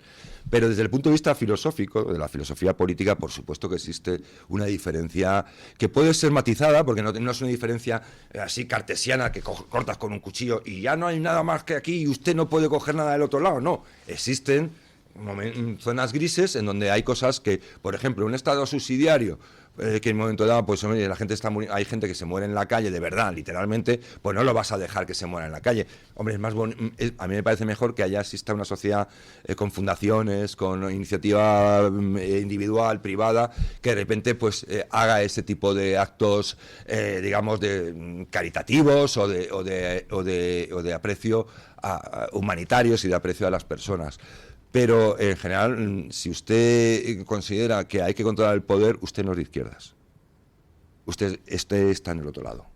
Si usted considera que el Estado no tiene que dictar cómo tenemos que vivir, ni qué pensar, ni cómo relacionarnos, ni cómo educar a nuestros hijos, usted no es de izquierdas, usted es de derechas. Es decir, que eso la gente no lo sepa conceptualmente es otra cosa muy distinta. Sí, pero es que no, y aún sabiéndolo, yo creo que la gente ya es que no está cansado de esos eslóganes y esa vieja política. Yo creo que la gente lo que quiere es dejadme en paz, yo quiero construir, tener una familia, tener una casa, un trabajo que me permita vivir, no tener que huir. Pero eso es la gente, pero los que hacen la política tienen que tener claro esas cosas, las tienen claras. Bueno, los políticos que tenemos, no lo sé, pero es decir, desde el punto de vista yo creo que la gente quiere sentido sentido común. La gente no quiere catalogarse en, bueno, es que creo que soy derecha. No, la gente quiere, pero es que es importante. Cosas, quiero tener una vida como la que tenía mis padres. No, pero es importante porque esto es como tener no hablo de valores, pero a mí me gusta más el término principios. Porque los valores emanan de los principios luego, ¿no? Pero los principios son importantes. Usted cuando entra en política, desembarca en política, ahí usted tiene una serie de ideas o de digamos, de interruptores que le conforman un pensamiento coherente a la hora de... alguien ha decidido que eso es derecha. No, bueno, llamémoslo azules y rojos, da igual, llámelo usted X. Tampoco, es que por eso a eso voy, yo creo que todas esas líneas ya se han disociado, pero no de que haya áreas grises entre ellas, porque nada me escandalizaría más que el centro centrado, sino que creo que esos conceptos ya no abarcan a la población, a la población joven. Bueno, donde y no es que tengas una cosa de un lado y otra cosa de otro, es que quieres sentido común, es que quieres políticas racionales y quieres poder mandar sobre tus hijos y decidir lo que se hace en tu casa sin que el Estado venga a robar. Es usted conservador. Luego, Ero está en la derecha. Es lo que hablábamos antes, de ese pendulazo de nos han intentado imponer una ideología woke absolutamente artificial y perniciosa, con esa ideología social que reclama siempre el comunismo, el socialismo, y al final lo que se está imponiendo es el sentido común, el ser conservador. Fíjense ustedes, yo pongo siempre el ejemplo de la tauromaquia. Cuanto más se prohíbe la tauromaquia, más crece esa juventud que se define como taurina, hablando de las identidades del pueblo español, de nuestra identidad cultural, y esto, permítame decirles que es una anécdota, pero que refleja ese pendulazo. Es como que cuanto más nos intentan imponer cosas artificiales, el sentido común, por suerte, sigue ganando y al final se impone respecto a estas políticas completamente artificiales de ingeniería social. Señores, 9:30, 8:30 en las Islas Canarias, momento de una brevísima pausa publicitaria y seguimos hablando aquí en Mañanas en Libertad, pero permítanme que, hablando del socialismo, les recomiende dos cosas. Un documental que se llama Lo que nos ocultaron, que promueve la Asociación Pie en Pared y que tiene un subtítulo realmente revelador, la historia criminal del PSOE, que nosotros emitimos aquí en El Toro Televisión y que me parece que realmente pues cuenta lo que es el Partido Socialista. Es un documental que cuenta con el guión de Juan Carlos Girauta, de Javier García Isaac y la dirección de Carlos Saura. Y hablando precisamente de Javier García Isaac, colega periodista de otra emisora, tengo que recomendarles un libro que se llama El PSOE contra España, la historia criminal continúa, que se ha publicado recientemente y que también refleja lo que es el socialismo desde hace muchísimo tiempo, desde época de Pablo Iglesias, el primigenio. Lo dicho, señores, que nos acercamos a la publicidad y a la vuelta seguimos hablando de cosas, de cómo cada vez más se parecen el PSOE y el PP, que no lo digo yo, que lo dice el líder del PP, Alberto Núñez Feijóo. Tu voz, tu libertad, tu radio. Radio Libertad. La doctora Margarita Esteban, especialista en medicina estética, llega a Madrid con el revolucionario tratamiento Endolit para la remodelación corporal sin liposucción ni quirófano. Consigue eliminar esa grasa localizada o tensar esa piel flácida que tanto te trae de cabeza, de piernas, brazos, glúteo o abdomen con Endolit. En una sola sesión y sin postoperatorio. Infórmate en la consulta de la doctora Margarita Esteban en la Clínica Sandra Oliveira, Antonio de Maura 7, El Retiro, o agendando tu cita médica en el 689-707-317. En 1935 se fundó el que sigue siendo un referente en el tratamiento hospitalario del enfermo mental. En Málaga, el Hospital Psiquiátrico San Francisco de Asís. En 2005 se complementó este hospital con la Comunidad Terapéutica San Antonio. Infórmese en el 952 2014 64 o en www.hospitalsanfrancisco.com. La doctora Iradier, especialista del Instituto de Microcirugía Ocular, IMO, Grupo Miranza, realiza en Madrid cirugía premium de presbicia y catarata. Si desea eliminar sus gafas de vista cansada o nota que con la edad pierde visión, la doctora Iradier le realizará el tratamiento para recuperar la agudeza visual y nitidez de la juventud con la mejor lente intraocular y la técnica más segura y eficaz. Doctora Iradier en IMO, Grupo Miranza. Teléfono 910-783-783. Calle Valle de Pinares Llanos 3, Mirasierra, Madrid. ¿Quiere anunciarse en la radio y no sabe por dónde empezar? En Radio Libertad le brindamos la oportunidad de promocionar su negocio en una emisora comprometida con la libertad de expresión. Aproveche nuestras ofertas exclusivas para nuevos clientes. Además, si aún no tiene su anuncio preparado, no se preocupe, nosotros lo creamos por usted. Contáctenos hoy mismo a través de publicidad@radiolibertad.es o llámenos al 91 732 4895. No lo piense más, anúnciese en Radio Libertad. La libertad en tu radio. Escucha este programa cuando y donde quieras. No importa si te perdiste el directo, porque lo tienes completo en podcast. Encuéntranos en iVoox, Spotify, Amazon Music y Apple Podcasts. Radio Libertad, a un clic de distancia.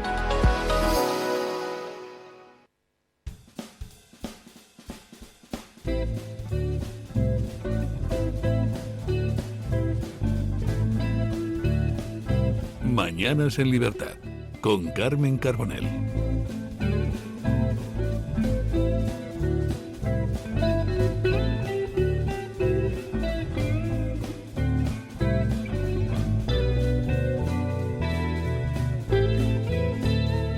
Último tramo de tertulia en compañía de Julián Victoria y de Javier Venegas. Hemos tratado diferentes temas relacionados con cuestiones tangenciales de la vida, de nuestro día a día, de lo que realmente le tendrían que importar a los políticos, que es servir al interés de los ciudadanos que les votan. Pero claro, en tiempo a esta parte, pues el sentido común es lo último que reina en nuestros mandatarios y se dedican a otras cuestiones. Es un programa en el que hoy estamos recomendando muchas cosas interesantes. Y don Javier, hagamos un poco de publicidad de su libro. Aprovechemos esta circunstancia. Ahora que no está el director de nuestro programa, también recomendamos el suyo. Primero, La dictadura infinita, que es el anterior, en el que explica muchas cosas y cómo el ser humano que no conoce su historia, al final está condenada a repetirla. Y vemos cómo precisamente en ese libro Luis del Pino nos cuenta que, por desgracia, hay una historia cíclica y que se repiten algunos errores, por supuesto. Yo, el difamado, también lo tenemos que recomendar, esa autobiografía apócrifa de el que durante mucho tiempo se consideró el rey felón y que don Luis del Pino pues nos viene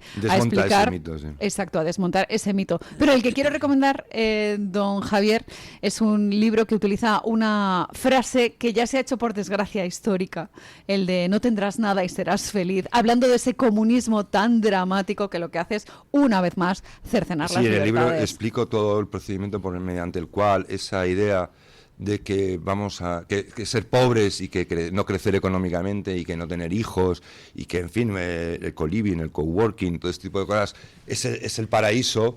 Pues ese libro explica cómo surgen esas ideas a través de ese pensamiento de la posterior a la Segunda Guerra Mundial. Y cómo se ha ido implantando gradualistamente en la Unión Europea y de allí ha rebotado y vuelto a los países de origen. Yo creo que el libro tiene una serie de claves que no están publicadas y que yo he llegado, pues no me las invento, no son hipótesis, sino que yo las recopilo a través de los hechos históricos recientes y de los documentos recientes que existen de las propias políticas y de los propios políticos. Y yo lo titulo No tendrás nada. Y entre paréntesis pongo, no serás feliz. Claro, es una cuestión fundamental. Y yo hablo de ahí, por ejemplo, un movimiento terrible ha invadido Europa y que yo creo que el movimiento este cambio de ciclo lo va a poder con él, afortunadamente, que es el decrecentismo. Esa teoría económica según la cual decrecer económicamente es el camino, y yo demuestro que ese movimiento tiene mucho peso, ha ganado mucho peso en Alemania, por eso está Alemania como está, y que ese movimiento es el suicidio. Da lugar al suicidio demográfico, da lugar al empobrecimiento, da lugar al retroceder, incluso yo estoy convencido, al genocidio del intelecto, a la pérdida de esperanza de vida, ¿no? A la caída de la esperanza de vida. Yo creo que el libro, además lo he escrito pensando no en la academia, sino en las personas que quieren simplemente leer y que las cosas se entiendan bien y que la información esté clara. Que es muy importante a veces, ¿no? El que cuál el mensaje y... Lo tiene en Amazon.com, lo digo porque ya sé que Amazon para muchos será el diablo, pero si hay que hacer la revolución o mañana defenderse de Putin y tengo un Kalashnikov al lado, aunque sea ruso, lo voy a coger. Bueno, como en muchas ocasiones hablamos de las redes sociales. Hay muchos periodistas que dicen, no, es que las redes sociales son el mal, pero a la vez nos han ayudado a divulgar muchos... ¿Dónde estaría este cambio de ciclo si no fuera por las redes sociales? Sería muchísimo más complicado. Y luego que además es tener un poco, pues ser un poco corto de miras, ¿no? Al no hablar bien de las redes sociales como herramienta de comunicación. Como todo, es decir, la IA va a ser un elemento que, claro, si el problema es que como empiezan a meter sanciones y tal, pues lo que van a conseguir es que la cuota que un particular podría pagar para que le sirva para su trabajo, para discriminar información, para tener un asistente como un secretario que le va quitando el polvo de la paja y luego tú tienes que trabajar. Es decir, pero él te va poniendo las cosas un poco en orden para que tu tiempo sea más productivo. Van a conseguir que al final el particular no pueda tener IA porque esas multas y esos costes, sobrecostes, se van a tener que repercutir en los pagos como siempre acaban cayendo en el pobrecito ciudadano europeo. Claro, es que hay que parar los pies a esta gente, ¿eh? Sí, eso es lo más importante, sobre todo, como decíamos, lo del sentido común y que la gente se subleve.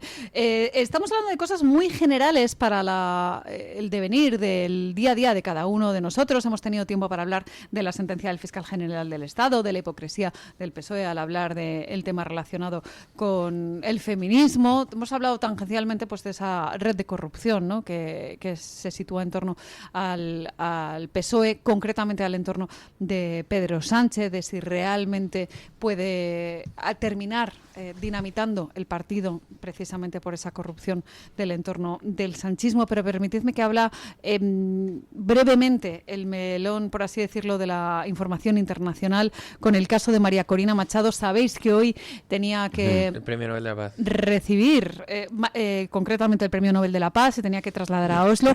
Estábamos pendientes de si iba a poder llegar o no. Las últimas informaciones... Es que no. Señalan que no ha podido salir del país, lo cual demuestra cuán férrea sigue siendo la dictadura y cómo es posible que María Corina Machado... Preguntamos a Irene Montero, por favor, que me lo pida el cuerpo. Oye, que esta señora que vive, que en realidad, bueno, pues es un personaje, es un oportunista de mucho cuidado y una cara dura que no ha vivido así en su vida, que vive como una marquesa, que es muy comunista, pero como estos comunistas es lo más pijo, o a la aspiración a ser lo más pijo imaginable, a vivir en casoplones, si está en el Parlamento Europeo, reside en el barrio más estupendo de Bruselas, y que de repente pues esta señora que habla de que hay que combatir al fascismo y combatir tal, pues no va a decir nada de que su queridísima Venezuela, que eso sí que es fascismo y todo lo demás, y comunismo, bueno, lo que sea, o narcodictadura, un ciudadano no pueda salir a recoger un premio, porque si sale lo detienen y lo encarcelan. Y sobre todo salir y volver, que ya es un salto mortal con triple tirabuzón. Entonces, esta es la realidad. No va a decir nada esta sinvergüenza. No va a decir nada porque ella está para vivir bien. Para vivir bien, no para defender los derechos fundamentales de las personas, ni la humanidad, ni nada, simplemente para vivir bien, diciendo lo que haga que decir en cada momento, lo que haga falta decir, y sobre todo pues una persona, como bien decía Isabel Díaz Ayuso, pues cuyo mayor mérito es haber estudiado a fondo a Pablo Iglesias. Qué ganas de la intervención de Trump en Venezuela, ¿no? Claro, pero es que mucha gente hablaba, por ejemplo, del tema de Venezuela, incluso relacionándonos con Honduras. ¿Cómo es posible que Donald Trump se hubiera posicionado de tal manera en las elecciones de Honduras? Pues que es como para decir, mira, es que llevan mucho tiempo rodeados de una estela de corrupción, por no hablar directamente en Venezuela de una dictadura. Menos mal que algún mandatario pone el foco donde realmente hay que ponerlo. Como con los cristianos en Nigeria, que es el único por que ejemplo, ha dicho, como esto siga, intervenimos en Nigeria también. Con el tema de la guerra de Ucrania, que lleva enquistado años y años y nos saca ahora las vergüenzas a la Unión Europea, que decía Josep Borrell, madre mía, es que esto casi es una injerencia directa de América frente a la Unión Europea. Bueno, es que, pues sí, igual sí, y es una pena, pero es que es necesario que nos vengan a sacar las vergüenzas desde fuera. Comentemos si os parece este tema. ¿Por qué todo lo que está haciendo Trump y todos los movimientos de Trump? El orden mundial que nos dimos después de la Segunda Guerra Mundial claramente está roto. Y Trump está intentando escapar de esa trampa de Tucídides, ¿no? Que es un término que se utiliza mucho en geoestrategia, que es cuando un hegemón está siendo amenazado por otro posible hegemón. Es una trampa porque al final, si se van a la guerra, los dos caerán y surgirá un tercero, ¿no? Entonces él está intentando escapar de esa trampa para no tener un conflicto directo con China. ¿Cómo lo está haciendo? Porque todas las cosas que va haciendo la gente, cuando las ve por individualizadas, piensa que responden a una locura. Incluso los intelectualoides dirán que son no erróneas, pero a lo mejor errantes. Pero todo responde a un plan perfectamente organizado que Trump tiene para precisamente colocarse como el nuevo hegemón en ese nuevo orden que viene. En primer lugar, potenciando al 15% del Producto Interno Bruto el sector manufacturero o industrial de Estados Unidos. ¿Cómo quiere hacer esto? En primer lugar, protegiendo su industria a través de los aranceles. En segundo lugar, ofreciendo ventajas fiscales para la relocalización de empresas americanas que se habían ido para que vuelvan a construir en Estados Unidos. Y en tercer lugar, trasladando el coste de la seguridad de sus aliados a ellos mismos. Es decir, os obligo a que os rearméis, pero además me compráis a mí el material.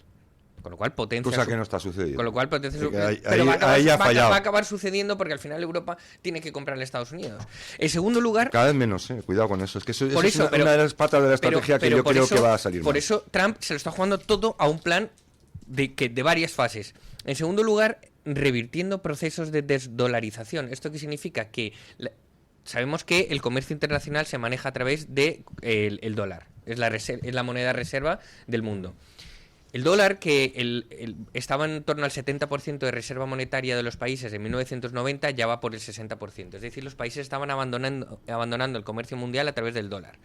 Revirtiendo este proceso de desdolarización de los países, Estados Unidos consigue tres cosas. En primer lugar, reforzar sus exportaciones. En segundo lugar, poder financiarse en mejores condiciones. Y en tercer lugar, ejercer financiar su deuda su deuda con mejores condiciones. Y en tercer lugar, poder, tener una influencia económica mundial. Y en tercer lugar, que es ya el tercer escenario de su ajedrez, de su plan maestro, es intentar construir un nuevo bloque que quizá ya no sea de los antiguos aliados que había después de la Segunda Guerra Mundial. Por eso España ya no es un socio preferente y a lo mejor lo empieza a Pero es culpa nuestra, no es de Trump. Claro, es culpa absolutamente nuestra. Europa se está desde alejando Zapatero de Estados Unidos. hasta Sánchez, que han roto eso. Exacto, entonces Trump está diciendo, yo quiero construir un bloque que suponga al menos el 50% del PIB mundial para hacer frente a los BRICS y a las nuevas amenazas emergentes.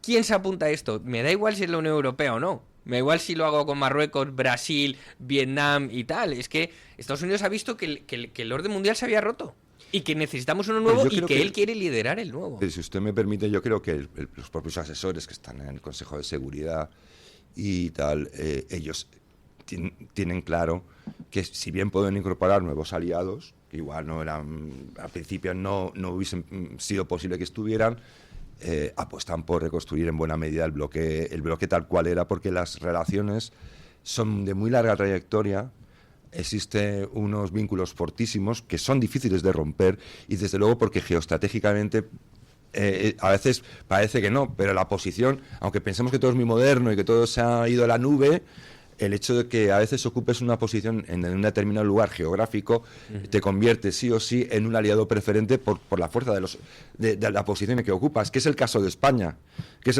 y contra lo que está luchando Pedro Sánchez y sobre todo el ideólogo de esa ruptura, que es Zapatero, que es el que dice que había que colocar en una situación imposible a Estados Unidos, refiriéndose a China como nuevo aliado, que es el que Han ocurrido cosas muy graves en España en este sentido, gravísimas, de las que se habla muy poco, pero el pacto estratégico con China que firma nada más llegar a ser presidente Sánchez, José Luis Rodríguez Zapatero, no es un acto protocolario, sino que tiene una carga real de acuerdos reales y de acciones reales geopolíticas que estamos pagando y que estamos acometiendo a lo bestia.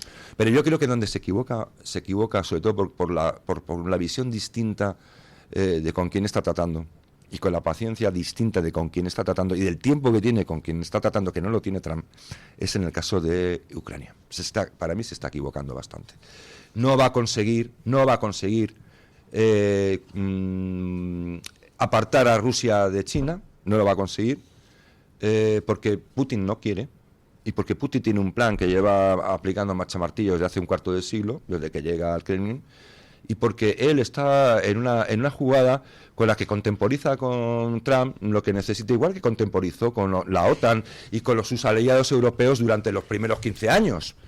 De hecho, es que nadie lo sabe, pero Rusia con Putin estuvo como miembro de la OTAN especial en un régimen preferente y participó dentro de la OTAN. Es decir, no es que la OTAN haya sido el enemigo de Putin y haya perseguido, es que Putin estuvo ahí cuando quiso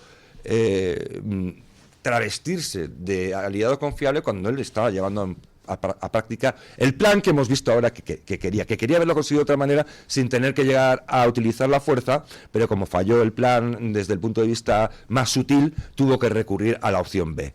Pero yo creo que Trump ahí se equivoca. Putin tiene un pensamiento largo. Si lleva 25 años en una jugada, Trump, ¿cuánto tiempo le va a quedar? 3 años le queda. Claro, pero Trump tiene muy claro que Estados Unidos tiene intereses a largo plazo, esté él o no esté él, y de hecho la paz que se está negociando en Ucrania, donde previsiblemente Rusia absorberá los territorios prorrusos de Ucrania, eso responde a un plan donde... No, territorios prorrusos, más bien digamos territorios ocupados por los ejércitos verdes. Claro, lo que ellos dicen, no, es que ellos en verdad se sienten rusos, entonces los invadimos. Pero vaya usted a... yo conocí un periodista infiltrado en uno de esos territorios. Donde la población no es prorrusa. No, y donde cuenta cómo se manejan las cosas allí y la violencia, la coerción y violencia con la que viven. Esos territorios que Putin llama prorrusos, es posible que Trump le deje anexionárselos con tal de decirle, y yo intervengo en Venezuela y usted no dice nada. Y yo le entro a Venezuela y Rusia no dice nada. Necesita nada. Sí, porque Venezuela siempre ha estado ahí al abrigo de Rusia. Mire usted, ¿sabe? Es que hay un factor que la gente no conoce o no es muy común conocido, es decir, el esfuerzo de guerra que mantiene Putin lo sostiene prácticamente China, de forma directa o indirecta.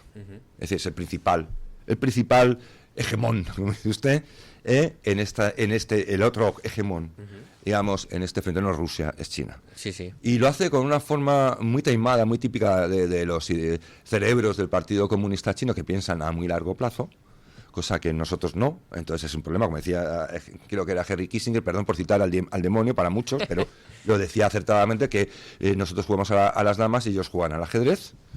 Y entonces está sosteniendo ese esfuerzo de guerra de forma muy calculada, es decir, le da oxígeno, pero no es suficiente como para que ganen la guerra, porque tampoco le interesa, porque en el fondo hay una rivalidad importante, pero también porque quiere que mantener China, es la primera interesada en que se mantenga abierto el frente del este en Europa, porque es un frente que dista de recursos y que dista de atenciones y quiere que aquello se eternice, pero no quiere que pierda a Putin. Claro, entonces... y luego está Putin, que tiene su forma de pensar, y no solo es lo que llaman la Silovik de Moscú, que es digamos como el establishment o el estado profundo que existía durante la Unión Soviética, incluso antes, que pervive a la caída del muro y al derrumbamiento económico de la URSS, pervive y consigue controlando, digamos, la política del país, y cuyo principal alevín es Putin. Es un tipo acostumbrado a ese tipo de política. Y claro... Putin va a decir lo que quiera Trump o no, va a hacer como que sí y luego hará como que no, pero Putin va a seguir a lo que le da, lo que él quiere. Lo va a hacer, es como una especie de burro con orejeras. Y da igual que Trump es un buen broker, un buen negociante, es un hombre con instinto, tiene un tiempo tasado, depende de una democracia, no es un dictador, el que venga detrás ya veremos cómo respira, aunque sea de su palo. Y entonces Putin está diciendo, bueno, vamos a contemporizar, vamos a ver tal, a ver qué sacamos de ventaja y tal. El acuerdo en principio de paz que propuso Trump ya no por la Unión Europea, olvidémonos de von der Leyen, a la que yo tengo una manía espantosa, ¿vale? Vaya por delante. Pero pensemos en nuestros países. O sea, que no nos dejen sentarnos a la mesa de las negociaciones en Ucrania, pero que, sin embargo, lleguen a la conclusión en el acuerdo que nosotros vamos a pagar la reconstrucción. Yo, como español, o sea, yo tengo puedo tener admiración por Trump en lo del acuerdo de paz de Oriente Medio y cómo se ha aportado en muchos temas, y sobre todo en la decisión que puede tomar en Venezuela, pero también soy objetivo, y entonces le digo, no, mira, amigo, no. Antes que nada soy español, a mí no me vas a decir que voy a pagar la reconstrucción para que vosotros, Putin y tú, hagáis negocios con esa reconstrucción y con los recursos naturales de Ucrania, y nosotros lo que hacemos es poner la pasta. Pero es lo que decíamos antes de la Unión Europea. O sea, yo entiendo la figura de Donald Trump defendiendo los intereses americanos. No, pues pero yo defiendo los míos. Claro. O sea, quiero decir, una cosa es entenderlo y otra cosa es dices, ¿esto atenta directamente contra los españoles Unión Europea? Pues sí, pero entre comillas, como que nos está bien empleado, ¿no? Cuando hablábamos antes de José Luis Rodríguez Zapatero, y me encantaba ese pequeño lapsus, porque a mí me pasa mucho que lo confundo con Pedro Sánchez. Sí, que al final es como Rajoy y Feijóo, ¿no? Exacto, que es el Feijói, ¿no? En plan de un poco la evolución, por así decirlo. Y se acordaba usted de la alianza con China, me acuerdo yo también de esa alianza de civilizaciones. Oye, que queríamos ser socios históricos de Turquía. Pues claro, uno ve con quién se quiere uno sentar. Hombre, ¿a quién hemos comprado los aviones de entrenamiento del ejército? A Turquía, 4.000 millones. Es decir, estamos intentando meter a la Unión Europea y al consorcio Airbus en el desarrollo del nuevo caza, pero basándonos en el proyecto turco. España tiene ahora mismo, creo que ya son más de 100 empresas chinas en sectores estratégicos que han desembarcado lo bestia en España a través de Sánchez y Zapatero. Tenemos Huawei llevando las escuchas de inteligencia que no son solo de casos, digamos, de escuchas de SITEL, no solo es un sistema para las causas judiciales, que también en un momento de una causa puede ser de interés de seguridad nacional, y también va a ser utilizado SITEL para eso, y tenemos dentro a Huawei, que es una empresa que dirige por el régimen comunista chino. No, es que quien lo funda es un militar del Ejército Popular chino, y que está sometida a las leyes de seguridad nacional, y por lo tanto tiene obligación de compartir toda la información que le solicite el servicio de inteligencia chino. Tenemos aquí gigafactorías, van a hacer una gigafactoría en Figueruelas para de baterías, en la que se traen hasta los empleados y los obreros de China. Que no va a haber ninguna aportación a la cadena de valor local. Los lugareños no van a ver prácticamente un duro, y que todos los beneficios se van a repatriar. Y todo esto estamos haciéndolo bajo el paraguas, lo están haciendo bajo el paraguas del Partido Socialista. Y, por cierto, podríamos hablar, Carmen, del escándalo de la Internacional Socialista, ¿no? Esto es un tema muy interesante. Lo que pasa es que nos vamos a quedar sin tiempo, Javier, porque es que llega don Eric Gutiérrez con la información de los oyentes, con esos comentarios. Lo de la Internacional Socialista se refiere, don Javier Venegas, a esos honores con los que ha recibido Pedro Sánchez, nada más y nada menos, pues al mandatario de Gibraltar, porque a veces dices, ¿para quién trabaja el presidente del gobierno? ¿Para quién trabaja concretamente Pedro Sánchez? Bueno, pues parece que para los intereses de los británicos, y dejando de lado la importancia de Gibraltar en nuestro país, también en el campo de Gibraltar, y sobre todo lo complicado que es para todos los que viven en ese entorno tener que cruzar continuamente en un territorio que yo creo que es la última colonia que queda de Inglaterra, del Reino Unido, y encima en territorio español. Pero como les digo, viene don Eric Gutiérrez porque hay un tema del que no hemos hablado todavía, que es las elecciones en Extremadura, y concretamente vamos con una pregunta que lanzábamos a la audiencia esta misma mañana. Don Eric, permítame decir simplemente que ayer dijo una cosa a María Guardiola que me preocupó muchísimo. Dijo que Santiago Abascal, bueno, una de tantas. Una que preocupó muchísimo, otras que preocupan. Otras me preocupan, pero esta en más particular, de la media, ¿no? Sobre todo me preocupó por el tono en el que lo dijo de Santiago Abascal, que era un turista cuando iba a Extremadura. Es que Extremadura es de todos los españoles porque es nuestra tierra. Así que es. nos califiquen de turistas cuando vamos a comunidades como Extremadura. Me da igual, Castilla y León, Castilla-La Mancha. Es nuestra tierra y tenemos derecho a estar ahí. Es que María porque Guardiola, así es empieza. España es de todos. Ningún español es turista en ningún parte del territorio nacional. Es una vergüenza. Somos extranjeros. Pero es que va ese federalismo que promulga el Partido Popular y el Partido Socialista. Bueno, es que ellos creen en esas regiones autogobernadas, en la nación de naciones. Es que ellos están en eso. No lo dijo como un error, como que se le fue. No, lo dijo aposta. pero que además ella lo cree. De hecho, el PP no es un partido nacional, es un partido de partidos. Así es. Es una confederación de Así partidos. es. Hay un partido popular en cada región. Puede decir lo mismo y lo contrario, según donde Así estés. es. Dice una cosa en Valencia, otra en Extremadura. Y bueno, y lo de María Guardiola, sinceramente, es el prototipo de político que debemos intentar evitar que florezca y que siga estando en la política, porque de verdad dice una cantidad de barbaridades y de tonterías. Y lo de turista, pues es casi xenófobo. Vamos a utilizar en palabras woke, ¿no? Es decir, porque hay que decir, oye, vamos a ver. Esto sí que es, pues lo que les digo, esto es lo que me preocupa mucho y es una auténtica vergüenza, y también espero que le preocupe a don Eric Gutiérrez, que estudió en Badajoz y además nos puede recomendar, por ejemplo, una churrería. Una churrería o 5, es que hay 5 por cada calle. Hay una que me gusta mucho ir, que es es todo A, porque tienes que ir mezclando. La pila, ¿no? Le decían. Tienes que ir poniendo tú las letras que van faltando. Bueno, es ¿Te gustan los churros, por lo que veo, entonces? Que si le gustan los churros a Eric. La primera vez que me pedí churros en Badajoz me pedí 20 porras. No sabía cuánto se comía 20 una persona. porras. Es que no sabía cuánto se comía una persona normal y decidí pedir 20. Oye, me parecía algo ¿Y está normal. usted vivo aquí? Sí. Comí, desayuné. Y creo que iban acompañadas de chocolate. 2 chocolates, Dos para ser chocolates. exacto. Madre 2 mía, eso es una bomba. Pero vamos a lo que importa, a la opinión de los oyentes, porque hoy les preguntamos, ¿le parece bien que PP y Vox compitan a cara de perro en esta campaña electoral en Extremadura? Recordemos, estas próximas elecciones del 21 de diciembre, que compiten entre muchos partidos, PP y Vox, y está habiendo muchas declaraciones cruzadas entre ellos. Dábamos 4 opciones: sí son distintos, sí reparto de papeles, no, el enemigo es el PSOE y no deben unirse. Pues con el 73%, más de 7 de cada 10, un poquito más, de los oyentes creen que sí, que son distintos y por eso tienen que pelearse como debe ser. ¿A ustedes les gusta que se peleen así, que haya esta... Que compitan, por Sí. supuesto, son adversarios políticos. Es que no se entendería sino a qué te presentas. Es que Vox ha nacido y está destinado a reemplazar y a sustituir y a apartar de la política a los 2 viejos partidos tradicionales. Ha venido a otra cosa, ha venido a cambiar las políticas y por tanto ha venido a que el Partido Popular hay que darle un castigo moral y numérico en las urnas, que tengan que dejar de pagar la factura de la luz en Génova, y al Partido Socialista erradicarlo de la faz de la tierra por ser el origen del mal. Con lo cual Vox ha venido a competir contra los dos. Pero de todas formas, que desde el punto de vista de lo que es lo que el pluralismo, por supuesto, tiene que competir. Son unas elecciones, son partidos diferentes. Claro que tienen que competir. Son adversarios políticos. Vox sale a ganar, entiendo que los demás también. Pero es que eso es lo curioso, ¿no? Que la gente se lleve las manos a la cabeza porque están compitiendo, ¿no? Porque hay a mí me parece discrepancia normal. y Otra están cosa es que discutiendo. cuando pasen las elecciones estas o las que sean, desde el punto de vista por el interés español, puedan llegar a acuerdos puntuales y colaborar por el interés de general de los españoles. Eso es otra cuestión, pero eso es una fase distinta de la política. Ahora tienen que competir.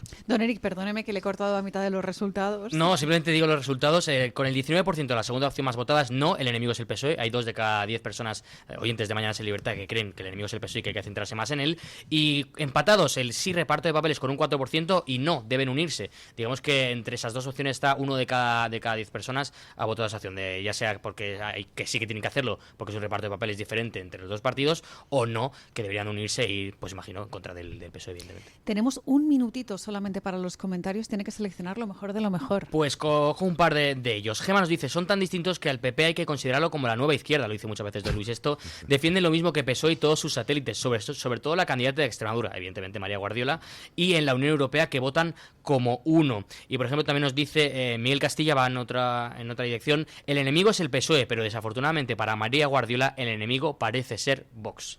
Eso es lo que nos dice Miguel Castilla. Bueno, es una opinión de María Gallardo, que decía el propio Alberto Núñez Feijóo.